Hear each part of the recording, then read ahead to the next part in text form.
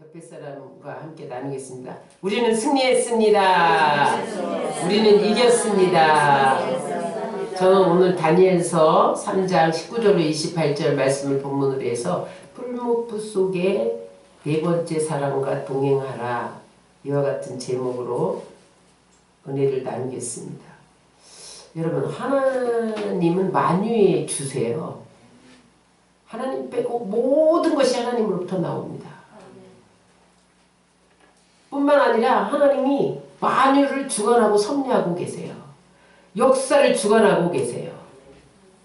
그런데 하나님이 일하실 때 어떻게 일하시냐는 거예요. 하나님은 천사들을 통해서 일하십니다. 사람을 통해서 일하십니다. 요엘 사자를 통해서 일하십니다. 성령을 통해서 일하십니다. 오늘 본문은 북이스라엘이 아수르에 의해서 멸망당하고 곧 이어서 바벨론이 남유다를 쳐들어와서 포로로 잡아갔습니다. 그때 1차로 귀족들이 잡혀갔는데 그때 청소년들도 잡아갔어요. 그때 대표적으로 다니엘과 그 친구 3명, 사드락과 메삭과 아벳느고가 포로로 끌려갑니다.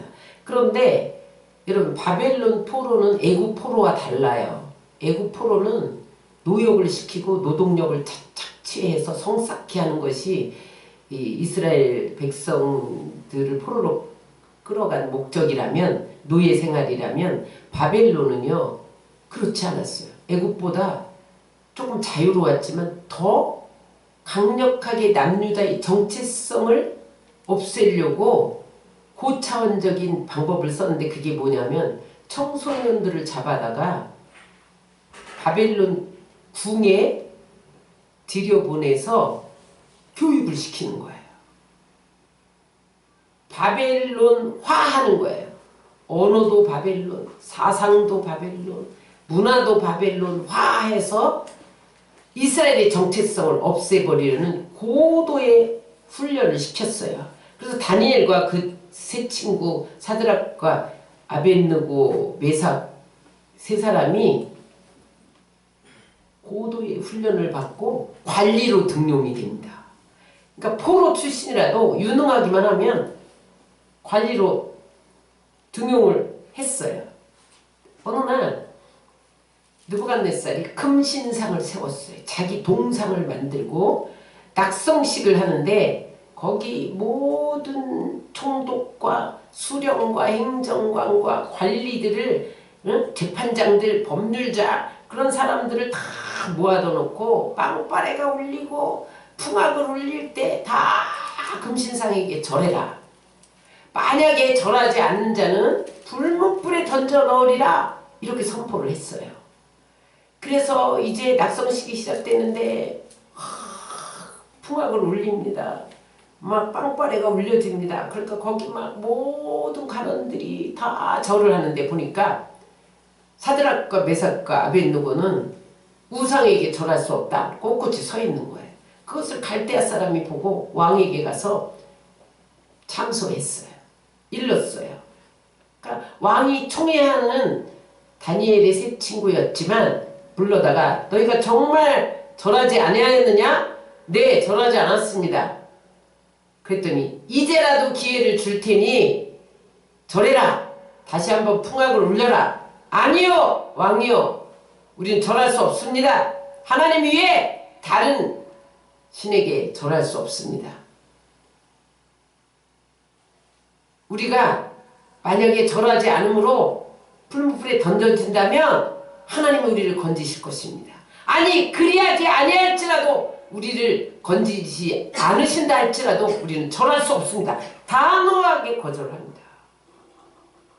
그랬더니 그동안 총회에서 늘 사드락과 메삭과 아벳느고만 보면 얼굴이 환했던 왕의 얼굴색이 싹 변하면서 저들을 풀무불에 집어넣는데 평소에 천도에 풀무불에 집어넣지 말고 7배로 온도를 올려라. 7,000도로 올려라. 그리고 저들을 던져 넣어라. 그래서 여러분 그들을 포박해서 풀무불에 던졌단 말이에요.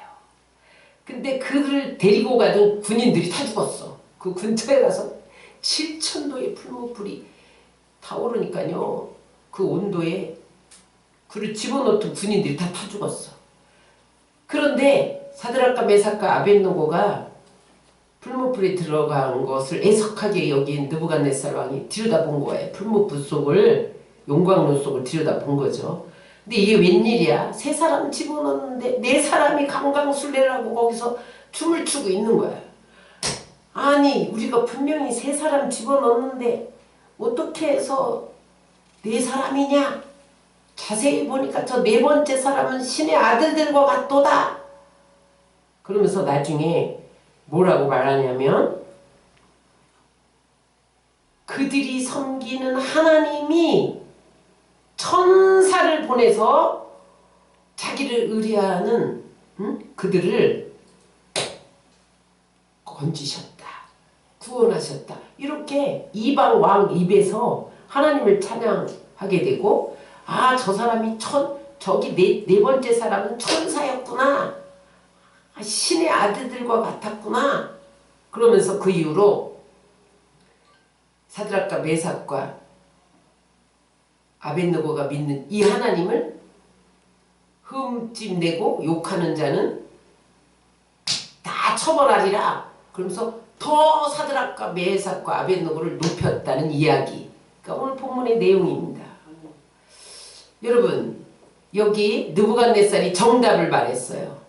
여기 풀무불 속에 한 사람 또 한 사람은 천사였습니다. 하나님은 구약시대에 천사를 통해서 일을 하셨어요. 또 여호와의 사자의 모습으로 나타났는데 그때는 예수님이 성육신하기 전이기 때문에 구약에는 예수님이 여호와의 사자의 모습으로 나타났어요. 성령님이 그때는 이 땅에 강림하기 전이잖아요. 그렇지만 구약에도 성령님은 수면에서 운영하시고 창조 때부터 계셨잖아요. 그러니까 성령님이 천사의 모습으로 나타나고 여호와의 사자의 모습으로 나타나곤 했단 말이죠. 근데 중요한 게 있어요. 여러분 그때만 사드락과 메삭과 아벳느고가 풀무불에 던져졌을 때만 천사가 나타났을까요? 아니면 예전부터 동행했을까요? 예전부터 동행했어요. 근데 왜 예전에는 안 보였냐? 여러분 영적으로 무디어 있으면 안 보여요. 그래서 영적인 문이 열려야 지금 내 옆에 동행하는 천사를 볼 수 있는 거예요. 여러분들 앞에 천사가 와 있어요. 안 보이죠? 악수 좀 하세요. 천사 안녕하세요. 안녕하세요. 다 있어요. 여러분 다 가까이 있어요. 근데 우리가 못 보는 거야. 못 보는 거야. 근데 위기 때는요. 사람의 모습으로 나타나. 성경에 보면요. 하나님이 사용한 모든 사람들은 죽음의 현장이나 위기의 순간에 이 네 번째 사람이 꼭 나타났어요. 천사는 뭐하는 사람이냐? 하나님을 수종들고 하나님의 뜻을 집행하고 하나님의 말씀을 행하고 또 그 다음에 우리의 기도를 받아가서 그 기도를 하나님 앞에 올려드리면 하나님이 그 기도를 통해서 또 천사들을 시켜서 일하게 만들어요. 그 말씀이 오늘 시편 103편 20절로 21절에 나옵니다. 시작. 능력이 있어 여호와의 말씀을 행하며 그의 말씀의 소리를 듣는 여호와의 천사들이여 여호와를 송축하라. 그에게 수종들며 그의 뜻을 행하는 모든 천군이여 여호와를 송축하라. 보세요. 천사는 능력이 있어. 그래서 여호와의 말씀을 행해. 하나님이 무슨 명령을 내리든지 다 행할 수 있는 능력이 있어요. 그 다음에 하나님의 뜻을 집행해. 그 뜻을 행해. 하나님의 뜻은 나라를 세우기도 하고 왕을 세우기도 하고 죽이기도 하고 살리기도 하고 그런 것들을 천사들이 수종든단 말이에요. 응? 하나님을 수종들어요. 천군 천사들이. 그러니까 하나님의 명령을 집행하는 자들이 천군천사예요. 그뿐만 아니라 하나님만 수종 들으니까 우리도 수종 들어요. 자, 히브리서 1장 14절입니다. 시작. 모든 천사들은 섬기는 영으로서 구원받을 상속자들을 위해 섬기라고 보내심이 아니냐. 그 천사가 지금 우리를 섬기기 위해서 파송되어 있어요. 우리 곁에 있어요. 응?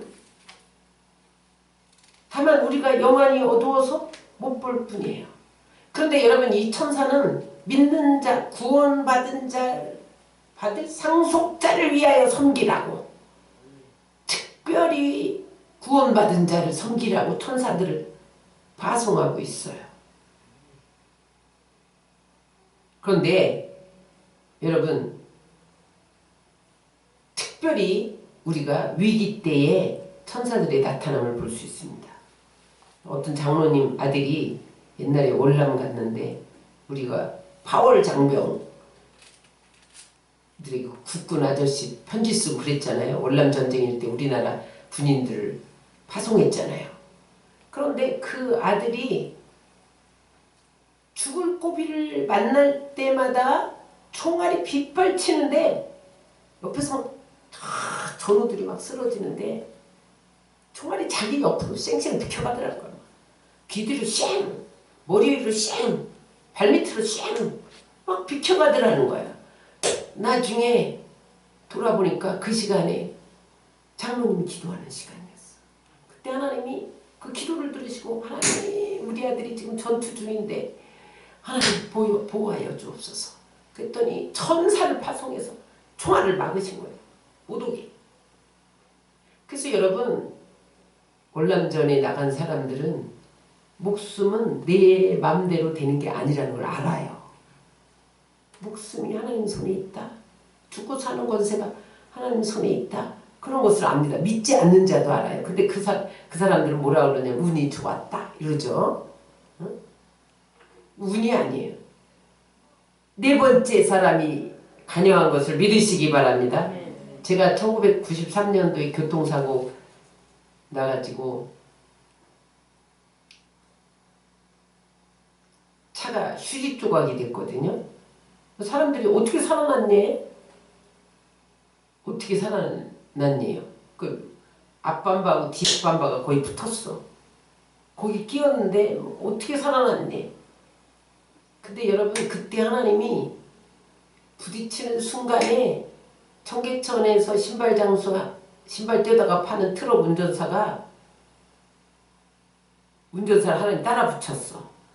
그래갖고 택시가 우리를 중앙선으로 집어넣는 거 경찰에 신고하고, 여기 사람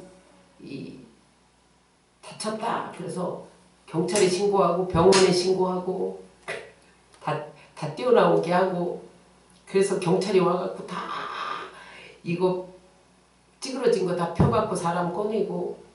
그럼 그때 천사가 우리를 지키지 않았으면 죽었을 거야. 하나님 급하시니까 청계천에 신발 떼러간, 도매상에 신발 떼러간 신발 장수를 붙여갖고 하나님이 반대 방향에서 오는 코란도와 정면 충돌했는데도 보고 계셨던 거예요. 나중에 그 사람이 다 증인서 주고 사건 경위를 다 밝혀주고. 여러분, 우리가 위기를 만날 때나 우리 평소에 걸을 때 천사가 동행해 주는 거예요. 신디 제이콥 목사님이 아프리카에 이제 집회를 하러 가는데 밤중에 공항에 내렸다는 거예요. 아프리카는 그때 차도 별로 없을 때인데. 아프리카 지리를 하나도 모르잖아. 공항에 픽업하기로 한 사람이 안 나오는 거야. 발을 동동 구르면서 전화를 하는데 전화가 연결이 안 되던 시대인가 봐요. 전화가 그렇게 안 되던 시대. 그래서 이걸 어쩌나 밤은 깊어가고 발 동동 구르고 있는데 갑자기 까만 세단 쫙 오더니 멋진 신사가 픽업하러 왔습니다. 본부에서 왔습니다. 집회 본부에서 왔습니다. 아유, 왜 이제 오셨냐고. 아유, 길이 막혔습니다. 타십시오. 정중하게 문을 탁 열어주더라는 거. 그래서 아니, 신디 제이콥 목사님이 생생하게 간증하는 거. 아니 이 아프리카 본부에 이렇게 멋진 백인 신사가 있었네. 그러면서 이제 타고 본부에 탁 내려주고 편히 쉬십시오. 그 차를 샥 몰고 가더라는 거. 그래서 본부에 딱 도착하니까 거기 사람들이 아니 어떻게 오셨냐고. 아니 지금 멋진 세단 멋진 신사를 보내서 내가 여기까지 왔지 않냐고 그랬더니 자기는 차가 하나밖에 없는데 고장이 나가지고 못 나갔는데 이게 웬일이냐고. 그래서 그 사람 수송하는 거 싹 가버리고 없는 거야. 하나님 천사를 보냈어. 지금도 일하시는 것을 믿으시기 바랍니다. 여러분 6.25 때 우리나라가 낙동강까지 밀렸을 때 이승만 대통령이 투량교회에 목사님들 다 모이세요. 그래가지고 밤새 기도하니까 철야하며 금식하며 기도하니까 어떻게 됐어요? 그 굳은 비 오는 날이 기상이 맑아갖고 비행기 뜰 수 없어서 지금 낙동강까지 밀렸는데 유엔군이 기상이 맑아지니까 인천 상륙해서 여러분 밀고 올라온 것을 믿으시기 바랍니다. 여러분 천사는요 우리 위기 때 나타날 뿐만 아니라 평소에도 동행하고 앞서 행해. 앞서 우리보다 앞서 행하는 것을 믿으시기 바랍니다. 여러분 이스라엘 백성들이 출애굽해서 40년 광야를 걸어갈 때도 앞서 행하셨어요. 가나안 땅 들어갈 때까지 앞서 행하셨어요. 그 이야기가 신명기 1장 30절에 나옵니다. 시작. 너희보다 먼저 가시는 너희 하나님 여호와께서 애굽에서 너희를 위하여 너희 목전에서 모든 일을 행하신 것 같이 이제도 너희를 위하여 싸울 것이라. 너희보다 먼저 가시는 하나님. 출애굽기 23장 20절입니다. 내가 사자를 내 앞서 보내어 길에서 너를 보호하여 너로 내가 예비한 곳에 이르게 하리니. 여기 사자가 천사예요. 이 사자가 여호와의 사자 주님일 수도 있어요. 주님이 천사로 나타나고 사람으로 나타나는 거야. 여러분 이스라엘이 흉년들 때 요셉을 먼저 애굽으로 보내셨잖아요. 따라하세요. 하나님은 문제를 일으키기 전에 답을 먼저 준비하시고 축복을 먼저 준비하시고 문제를 일으키신다. 요셉이 팔려갈 때는 종으로 팔려갔어. 억울하게 팔려갔어요. 어? 억울하게 옥살이 했어. 근데 나중에 보니까 하나님이 이스라엘의 기근을 만날 때 저들을 살리려고 요셉을 먼저 애굽으로 보냈어. 그래서 요셉이 여러분 그 형들을 만났을 때 형들이 아이고 우리가 팔아버린 동생이 살아서 국무총리가 됐으니 우리는 죽겠구나 이제 벌벌벌 떨고 있을 때 뭐라 그래요? 두려워하지 마라. 나를 이리로 보내시는 당신들이 아니고 하나님인데 너희를 살리기 위해서 하나님이 나를 먼저 보냈다고 고백을 하잖아요.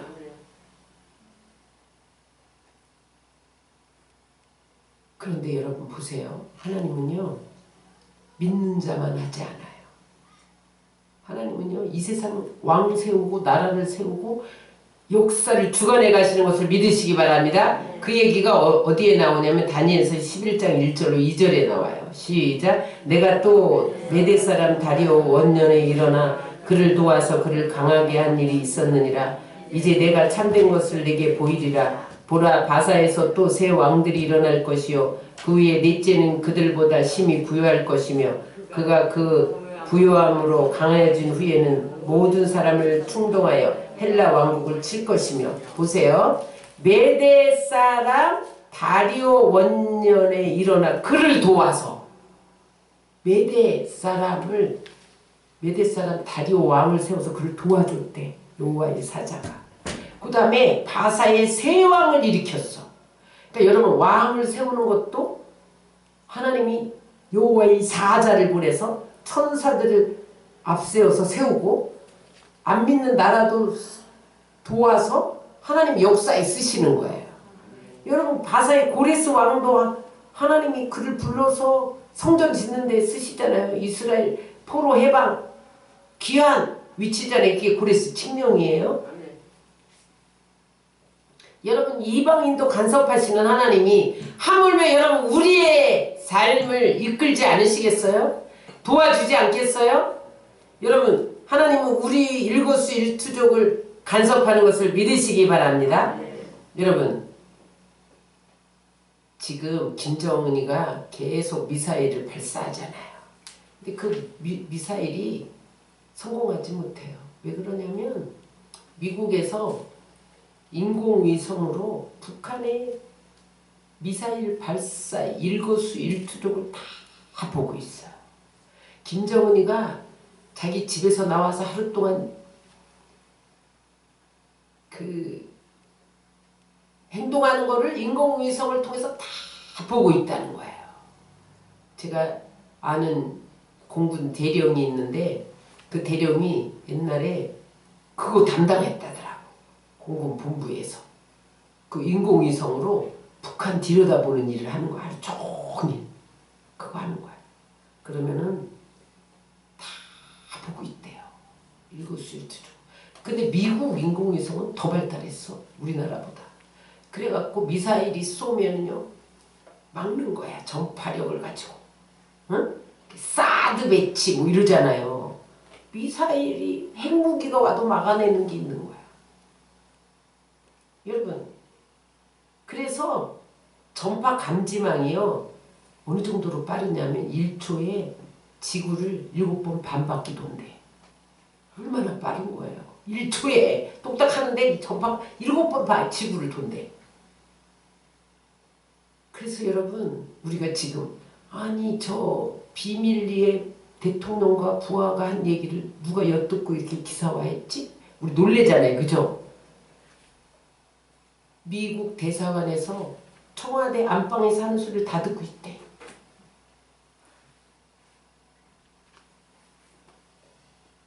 여러분, 이 세상에 비밀이 없어요. 근데 하나님의 영의 세계는 이 전파 감지망보다 수천 수만 배로 빨라. 그래서 모르는 게 없어요. 여러분, 하나님 여러분 모르시는 게 있을 것 같아? 심층을 분석해서 마음도 다 알아. 머리털까지도 다 알아. 참새 한 마리 떨어지는 것도 다 알아. 여러분, 전파 감지망도 세상에 북한에서 김정은이 일거수일투족을 미국에서 인공위성에서 다 측정하는데, 여러분 운전하고 오는데 인공위성에서 내가 어디로 가는지 다 알아서 길을 안내하는데, 여러분 하나님의 감지망은 수천 수만 배인 것을 믿으시기 바랍니다. 최첨단 전파 감지망도 못 당하는, 그게 여러분 하나님의 영적인 세계예요. 그러므로 여러분, 우리가 이 땅에서 잘 되려면 영적 배경이 움직여야 돼. 여러분, 내가 실력 있고 능력 있고 환경이 좋고 안 돼요. 따라하세요. 네 번째 사람이 개입해야 된다. 여러분, 그래서 우리가 사업이 잘 되려면요 네 번째 사람이 움직여서 우리를 도와줘야 돼. 돈을 벌려면요 영적 배경이 먼저 움직여야 앞길이 열리는 거예요. 앞길이 열리려면 하나님이 앞서가서 열어놔야 돼. 천사가 미리 가야 돼. 네 번째 사람이 움직여야 되는 거야. 그런데 왜 안 열리냐? 주님이 몰라서 못 도와주는 게 아니라니까요. 전파 감지망에 수천 수만 배 모르는 게 하나도 없는데 한꺼번에 다 보시는데, 하나님이 한꺼번에 다 들으시는데, 이 나라 이 땅의 모든 인구가 말하는 소리를 동시에 다 들으시는 하나님, 동시에 다 도와줄 수 있는 분이에요. 하나님이 몰라서 못 도와주는 게 아니에요. 문제는 따라하세요. 나에게 있다. 내가 하나님이 움직이도록 해야 돼. 그게 뭐예요? 기도예요. 그게 뭐예요? 찬양이에요. 하나님은 우리의 예배와 기도와 우리가 하나님을 기쁘시게 하는 말과 행동과 여러분 우리의 선한 것이 행해질 때 하나님이 그걸 통해서 움직이시는 거예요. 움직이세요. 따라서 기도는 하나님 보호자를 움직인다. 그런데 넷째 사람을 무시하고 슬프게 하고 기쁘게 하지 않으면 하나는 영적 배경이 안 움직여. 넷째 사람이 안 움직여. 죄가 있으면 넷째 사람이 안 움직여. 왜냐면 죄가 가르먹혀서 하나님이 명령을 내려야 되는데 네 번째 천사에게 하나님이 우리의 기도를 들으시고 야 빨리 가서 도와 열어 앞길을 열어 제 돈 좀 줘 막 그래야 되는데 죄가 가로막혀 있으니까 명령을 못 내려. 그러니까 네 번째 사람이 가만히 있어. 못 움직여. 왜냐하면 네 번째 사람은 하나님의 명령만 따라서 움직이거든. 하나님이 하라는 것만 하거든. 하나님의 뜻만 집행하거든요. 그래서 여러분 하나님을 기쁘시게 하면 천사가 움직이는 것을 믿으시기 바랍니다. 마귀가 좋아하는 일을 하면 영적 배경이 안 움직여. 그래서 여러분 우리가 감사하고 불평하고 원망하지 않고 헌신하고 충성하고 선한 일에 힘쓰고 그러는 것이 네 번째 사람을 움직이는 영적 배경인 것을 믿으시기 바랍니다. 그래서 여러분 네 번째 사람의 도움, 천사, 여호와의 사자, 성령의 도움을 받고 사는 사람과 그렇지 않은 사람은 하늘과 땅 차이. 왜 이렇게 일이 안 되노? 나중에 보면 뻥 뚫려. 그동안 기도가 쌓이고 그걸 다 천사들이 받아갖고 하나님께 다 올리고 예배가 쌓이고 찬양이 쌓이고 네 번째 사람과 동행하시기를 축원합니다. 성경의 사람들에게 네 번째 사람이 나타난 것은 사드락과 메삭과 아벳느고만이 아니에요. 아브라함을 보겠습니다. 아브라함이 100세가 되도록 아들이 없는 거예요. 어느 날 이렇게 집 앞에 나와서 보니까 장막문에 앉아서 이렇게 보니까 저기서 어떤 사람 세 사람이 나그네가 오는데 사람 같기도 하고 천사 같기도 하고. 그런데 아브라함은 평소에 사람 대접하는 걸 즐겨했어요. 여러분 이스라엘은 손 대접하기를 즐겨합니다. 나그네도 대접하고요. 지나가는 나그네도 우리 집에 와서 과라고 잘 대접하고. 그래서 뛰어가서 천사 같기도 한데 사람으로 나타나서 아닌 것 같기도. 무조건 내 주여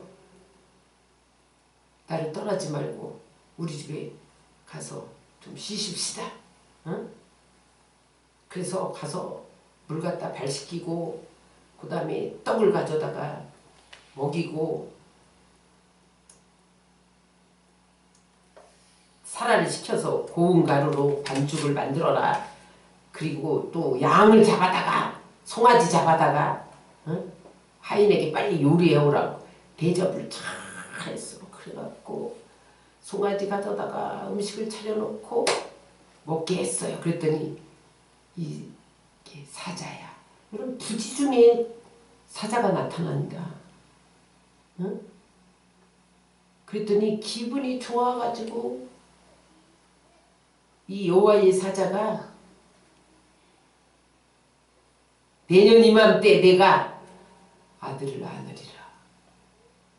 사라에게 아들이 있으리라. 사라가 웃었어. 아이고 내가 늙었는데 비웃었어. 왜 웃냐? 안 웃었습니다. 웃었잖아. 그 이야기가 어디에 나와요? 창세기 18장 1절로 10절에 나와요. 시작. 여호와께서 만물의 상수리 나무들이 있는 곳에서 아브라함에게 나타나시니라. 누가 나타났어요? 여호와께서 사람으로 나타났어. 사람으로. 여호와의 사자. 아브라함이 엉긴 젖과 우유와 하인이 요리한 송아지를 가져다가 그들 앞에 차려놓고 나무 아래 모셔 섬에 그들이 먹으니라. 그들이 아브라함에게 이르되 네 안에 사라가 어디 있느냐? 대답하되 장막에 있나이다. 그가 이르되 내년 이맘때 내가 반드시 내게로 돌아오니 네 안에 사라에게 아들이 있으리라 하신. 사라가 그 뒤 장막 문에서 듣더라. 중요해요. 아브라함이 손님을 잘 대접했대. 여러분 하나님을 잘 대접해 드려야 됩니다. 그러면요 영적 배경이 움직여. 영적인 세계가 움직여.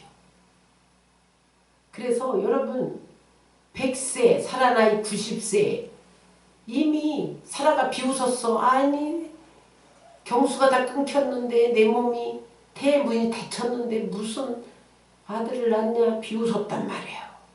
불가능한 태를 여시는 거예요. 네 번째 사람이 한 거잖아요.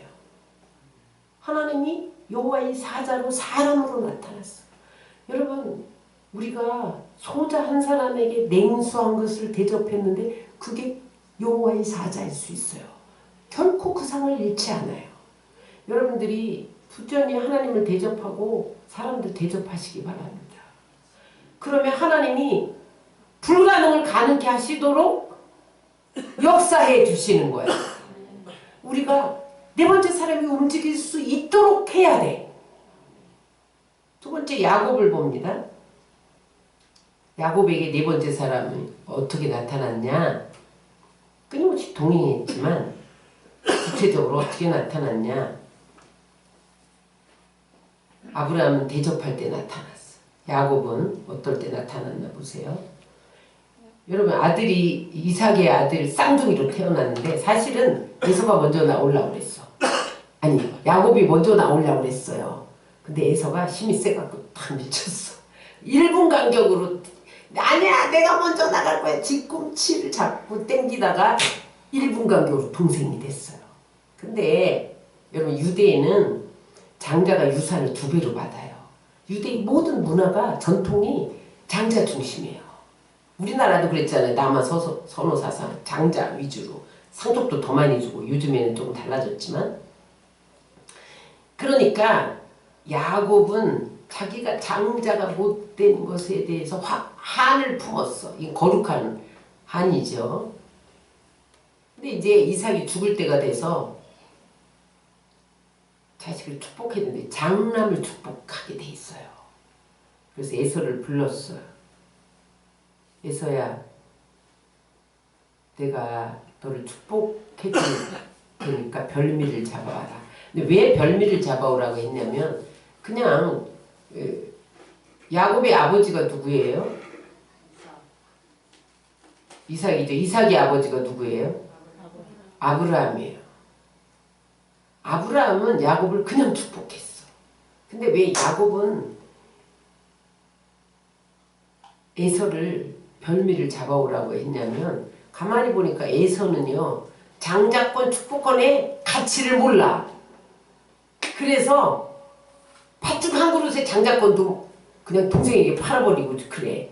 그러니까 이거 축복을 해줘도 여기 축복권을 잘 쓸까? 그럼 너는 이 축복권에 대해서 한번 별미를 만들어서 내 축복을 받아야지. 이런 가치 있게 생각하도록 하기 위해서 별미를 만들어 오라고 했어요. 그러니까 에서가 산에 가서 짐승을 잡아다가 아버지께 별미를 만들려고 산에 간 사이에 리브가가 가만히 생각해보니까 저 에서는 1분 먼저 나왔는데 장자권도 가치 없게 여기고 축복권도 가치 없게 팥죽 한 그릇에 배가 고프니까 다 팔아버리고 야 너한테 축복권을 넘겼다간 집안이 망하겠다. 근데 어느 정도로 축복권이 중요하냐면요. 아브라함이 이삭을 축복했더니 이삭이 흉년의 때에도 100배의 농사를 짓는 거예요. 가물어서 물이 안 나는 땅에서 이삭이 파기만 하면 물이 나오는 거예요. 아 축복권은 그대로 되는 거다. 그러니 에서를 가치 없게 여기는 저 에서를 축복해 줬다가는 집안 망하게 생겼으니까 그 가치를 알고 한을 품은 야곱을 받게 해야 되겠다. 그래갖고 엄마가 양을 요리해갖고 에서로 변장해서 염소털 입게 하고 에서는 털북술이거든요. 근데 야곱이 눈도 어둡고 귀도 어두워. 지금 죽을 때가 됐어. 그러니까 변장해서 들여보낸 거예요.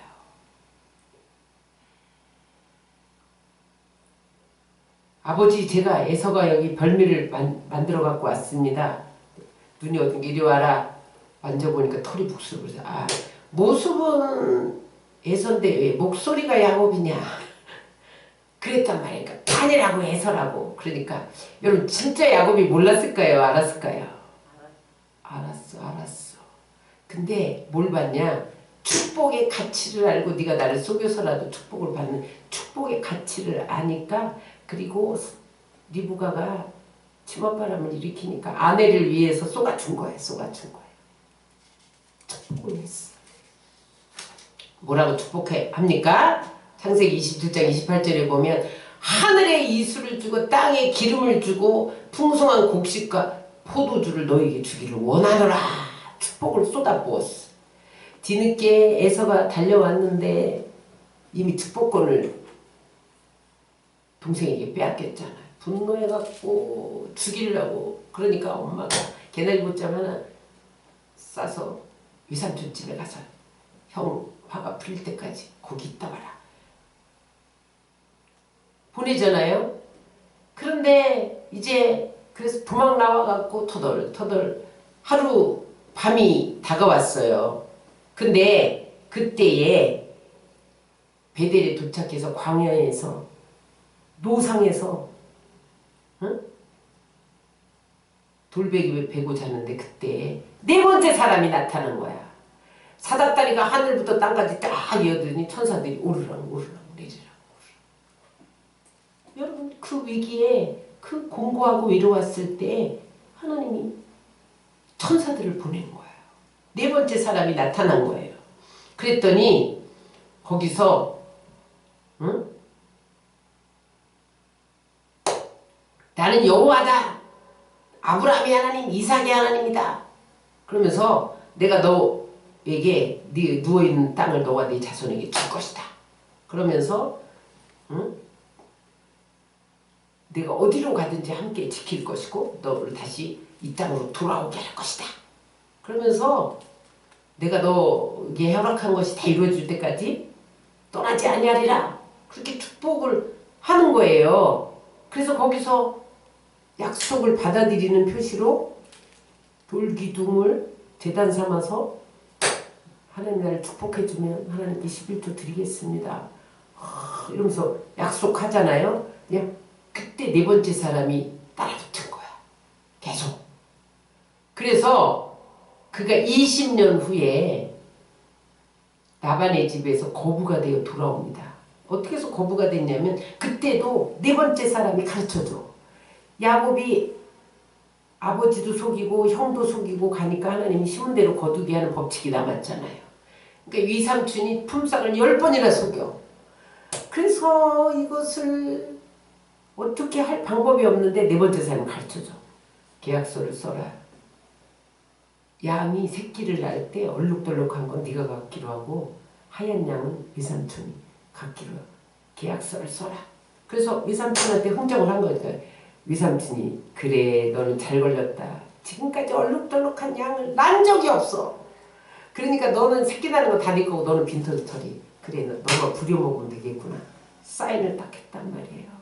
근데 이게 웬일이야. 하는 네 번째 사람이 간섭해갖고 뱃속에서 염색칠을 해. 염색을 다 해. 알록달록하게 네 번째 사람. 그래갖고 내보내잖아요. 그래서 20년 후에 그가 거부가 되는데 아내가 4명, 아들이 12명, 디나 아름다운 딸 1명, 그 다음에 거기 산양, 염소, 약대, 소 헤아릴 수 없는 거부가 돼서 돌아왔어요.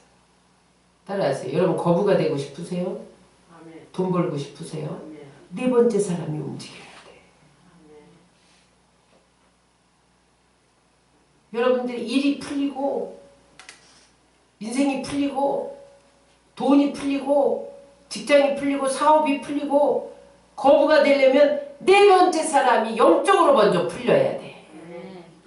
영적으로 안 풀리면요 네 번째 사람이 안 움직여. 중요합니다. 야곱은 어떻게 해서 거부가 됐냐, 네 번째 사람이 어떻게 해서 움직였냐. 축복의 가치, 장자권의 가치를 알았어요. 여러분 예배의 가치를 알아야 돼. 성전에서 드리는 예배의 가치를 알아야 돼. 이곳에서 주님의 눈과 귀와 마음을 뒀다고 그랬어요. 다 보고 듣고 천사들이 성전에 와서 기도를 날라 하나님 앞에. 그럼 하나님은 그 기도를 두고 천사에게 명령해. 가서 열어줘라. 길 좀 열어줘라. 돈 좀 줘라. 사업 좀 열어줘라. 앞길 좀 열어줘라. 인생문 좀 열어줘라. 이렇게 해야 되는데 그 가치를 잃어버리고 무시해 하나님을. 응? 예배의 가치를 몰라. 뭐 찬양하면 무슨 일이 생겨? 여러분 찬양하는 순간에 귀신이 떠나는 거예요. 질병이 치유되는 거예요. 기도할 때 하늘문이 열리는 거예요. 네 번째 사람이 움직이기 시작하는 거예요. 여러분 이게 예배의 가치입니다. 영적인 가치를 모르면 하나님이 네 번째 사람을 안 움직여. 여러분 오늘 야곱이 거부가 되고 네 번째 사람이 움직인 것은 영적인 가치를 알았다는 거예요. 아니 무슨 아버지가 안수한다고 복이 오냐? 안수를 우습게 여겼어. 응? 여러분 수요일날 금요일날 와서 안수받는 사람과 새벽기도 나와서 안수받는 사람과 그렇지 않은 사람은 하늘과 땅 차이입니다. 영적인 가치를 인정하기 때문에. 아이 무슨 안수한다고. 안수하는데 축복권이 뺏겨서 에서는 에돔 사람이 됐잖아요. 싸움이나 해갖고 사냥이나 뭐 해서 먹고 사는. 그때 에서가 늦게라도 와서 날 머리 디밀면서 야곱을 축복하고 난 다음에 응?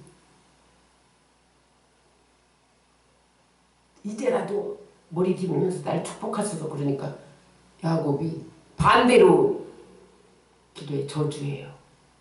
하늘이 이슬을 그칠 것이며. 영적 가치를 무시하면 하늘의 이슬이 그칩니다. 세 번째 여호수아를 보면서 네 번째 사람이 어떻게 움직였냐. 여호수아 5장 13절 15절에 보면 모세가 죽고 여호수아가 이스라엘 백성들을 가나안 땅으로 인도하도록 위임받았어요. 그것도 모세가 안수하잖아요. 여러분 안수하자 네 번째 사람이 움직였어. 여호수아에게. 그동안은 여호수아에게 네 번째 사람이 안 움직였어요. 모세에게 움직여서 홍해를 가르고 만나를 내리고 메추라기를 매기고 이거 다 네 번째 사람이 모세를 통해서 하신 거거든요. 근데 모세가 죽었으니까 얼마나 두렵고 떨려. 근데 모세가 안수하자 네 번째 사람이 움직였어. 그래서 이제 요단강을 건너서 가나안 땅에 들어가려고 하는데 요단강만 건너면 가나안 땅이다. 그러고 갔는데 보니까 여리고석이 딱 버티고 있는 거야. 거기서 이제 낙심이 돼갖고 푹 주저앉았어요. 근데 그때 네 번째 사람이 나타났어요. 여호와의 사자가 큰 칼을 빼들고 군대장가로 나타났어.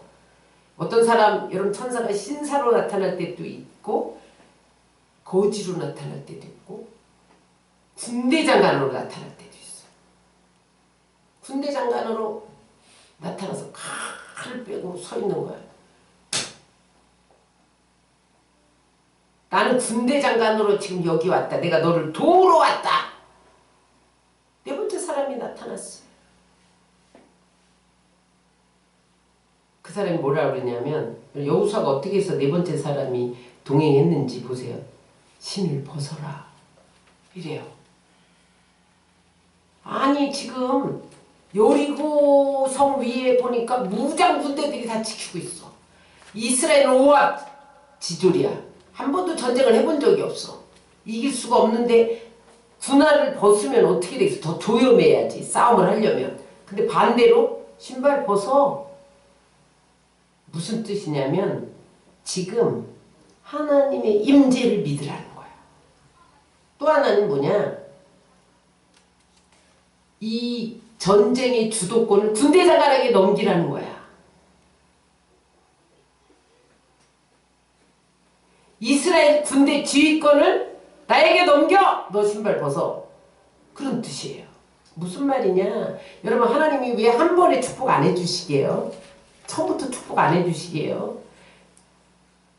지휘권을 하나님께 넘기라는 거예요. 네 인간적인 방법, 내 실력, 내 능력, 네 잔께 다 내려놔. 왜? 처음부터 축복해주면 내심으로 됐다고 생각해. 그리고 영광을 자기가 취해. 하나님 떠날 수도 있어. 하나님 그걸 모르시겠어요? 다 아시는 하나님이. 그러니까 너 내려놔. 그래서 내 힘으로 할 수 없습니다. 그럴 때 네 번째 사람이 개입하셔서 영광을 받으시는 거예요. 여러분, 내 힘으로 할 수 있어. 무슨 기도가 필요해. 내가 노력하면 다 되지. 안 믿는 사람도 잘 사는데? 여러분, 안 믿는 사람은 왜 잘 살게 하는지 아세요? 믿는 사람에게 주려고, 그래서 하나님 일하게 하려고 잘 살게 하는 거예요. 안 믿는 사람들 부자 보세요. 죽을 때 다 못 먹어서 뼈리뼈리 말라서 죽어요. 그 돈을 다 하나님 나라에 쓰기 위해서 주는 거예요. 성경이 그랬어요. 불의한 재물은 믿는 자를 위해서 주기 위해서 준다고. 주도권 넘겨. 신발 벗어. 그 다음에 또 하나. 신발 벗으라는 뜻은 회개해. 네가 지금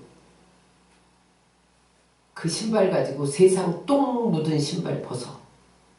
세상 탐욕, 정욕, 그 죄 회개해. 그래야 내가 역사한다. 여러분, 네 번째 사람은 여호수아에게 어떻게 움직였습니까? 신발을 벗을 때 주도권을 하나님께 넘겨. 하나님이 나와 함께 계시다. 임재를, 하나님 나와 함께 계시다. 임재를 인정해. 그 다음에 나의 죄를 회개할 때 네 번째 사람이 방법을 가르쳐. 전쟁의 방법. 전쟁의 방법은 뭐예요? 여리고성을 돌아라. 하루에 한 바퀴씩 엿새 동안 돌고 마지막 날에는 7바퀴 돌아라. 다 해서 13바퀴 돈 다음에 마지막 함성을 질러라. 이게 전쟁 방법이야. 그러니까 여리고 군인들이요, 성 위에서 내려다보면서 웃었어. 야, 너희들 지금 뭐하냐? 놀이하냐? 전쟁 놀이하냐? 비웃었단 말이에요. 근데 마지막 날 함성을 치는 순간에 여리고성이 무너졌습니다. 어떻게 무너졌게요? 그냥 무너졌게요? 비하인드 스토리에 보면, 성경에는 안 나와 있지만, 군대 장관이 마지막 날 여리고성을 톡 건드렸더니 와르르 무너졌다는 거예요. 하나님 네 번째 사람이 여리고성을 무너뜨려 줬다는 거예요. 그게 도는 것은 하나님 의지해. 하나님 바라봐. 하나님이 하실 거야. 이거 믿음 키워준 거지. 전쟁한 게 아니잖아요. 네 번째 사람은요, 내가 신발을 벗을 때 나타나십니다.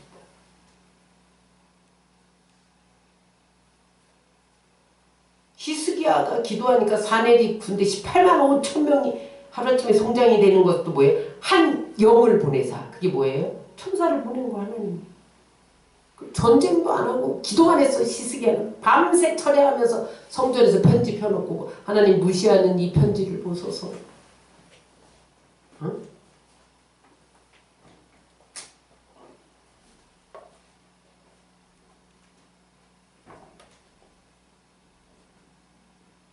네 번째 사람은 어떻게 움직입니까? 신을 벗어요. 신을 벗어. 마지막입니다. 신약 성경에 보면, 우리가 지난주에도 잠깐 말씀드렸는데, 사도행전 12장에 보면 헤롯이 교회가 번성해 가니까 핍박을 하면서 스데반 죽이고, 그 다음에 야고보 죽이고 베드로도 죽이려고 잡았는데, 6월절이야. 6월절에 사람 죽이면 안 돼. 그래서 6월절 지난 다음에 죽이려고 감옥에 잠깐 가두었어요. 그때 교회는 기도했다고 그랬잖아요. 그런데 갑자기 호련히 오늘 12장 1절로 3절에 보면, 옥에 가도 군인 내식인 내패에 맡겨 지키고, 그 다음에 또 두 군인 틈에서 쇠사슬에 매여 누워 자는데, 그러니까 빠져나갈 수가 없이 군인 넷씩 네 패에 맡기고 잘 때는 쇠사슬을 묶어서 두 사람 군인이 끼고 자는 거야. 빠져나가 못 빠져나가. 못 빠져나가. 근데 호련히 주의 사자가 나타나며 네 번째 사람이 나타났어. 나타나서 옆구리를 발로 타면서 일어나. 그랬더니 손에서 사슬이 쭉 퍼져져. 문이 슉 겉옷을 입고 따라와. 근데 문이 저절로 열렸대. 여러분, 영적으로 풀리면 저절로 풀려. 나머지는 우리 묶인 거 다 풀려요. 막힌 거 다 뚫려. 쇠사슬 다 풀려요. 질병, 문제, 사업, 물질 다 풀려요. 네 번째 사람이 나타나. 근데 어떻게 나타났냐? 교회가 기도했단 말이야. 옥에 갇힌 베드로를 위해서 풀어주소서 기도하니까 풀렸어. 기도대로. 저절로 열렸어. 성경의 모든 기적은요, 네 번째 사람이 움직였어요. 예수님 겟세마네 동산에서 십자가를 앞두고 기도할 때도 천사들이 수종들고, 금식 40일 하고 천사들이 수종들고, 엘리사가 도단성에서 아람 군대에 포위됐을 때 불말과 불병거가 지키고, 네 번째 사람 움직이시기 바랍니다. 따라하세요. 영적 가치를 알자. 예배와 기도와 찬송과 말씀을 통해서 네 번째 사람이 움직인다. 나의 선한 일을 통해서 네 번째 사람이 움직인다. 찬송할 때 네 번째 사람이 움직여. 여러분 안 떠나가는 것 같죠? 그냥 어느 순간에 병이 나요. 귀신이 소리치며 떠나간다고 여러분 소리 안 치른다고 안 떠나는 게 아니에요. 찬양할 때 떠나가. 우리가 여러분 교회는 일어서리라. 교회가 일어나고 있어요. 찬양을 통해서. 네 번째 사람이 움직이는 거야. 교회는 승리하리라. 일어서는 거예요. 여러분 네 번째 사람을 무시하고 영적 가치를 소홀히 여기고 예배를 소홀히 여기면 네 번째 사람은 움직이지 않습니다. 내가 일하는 일거수일투족, 내가 손대접하는 것, 내가 헌신하는 것, 충성하는 것 다 보고 계세요. 그래서 하나님이 때가 참에 움직이시는 거예요. 천사를 보내시는 거예요. 여호와의 사자를 보내시는 거예요. 여러분 왜 안 돼? 왜 안 열려? 왜 안 돼? 그러고 있습니까? 네 번째 사람을 움직이셔야 돼. 그냥 된 게 없어요. 사드락과 메삭는거는 뭐 네 번째 사람이 그냥 왔습니까? 끝까지 믿음의 절개를 지키고 우상에게 절 안 했잖아. 아브라함은 100세에 그냥 여러분 아들로 나왔습니까? 불가능한 태가 열렸습니까? 손대접했잖아요. 응? 야곱은 그냥 거부가 됐습니까? 축복권, 장자권의 가치를 알았잖아요. 예배의 영적인 가치를 알았잖아요. 응? 여호수아는 그냥 가나안 땅으로 인도됐습니까? 여리고성이 그냥 무너졌습니까? 신발을 벗었잖아요. 베드로가 그냥 풀려났으니까 기도했잖아요. 여러분 하나님 기뻐하는 일을 해야 네 번째 사람이 움직이는 거예요.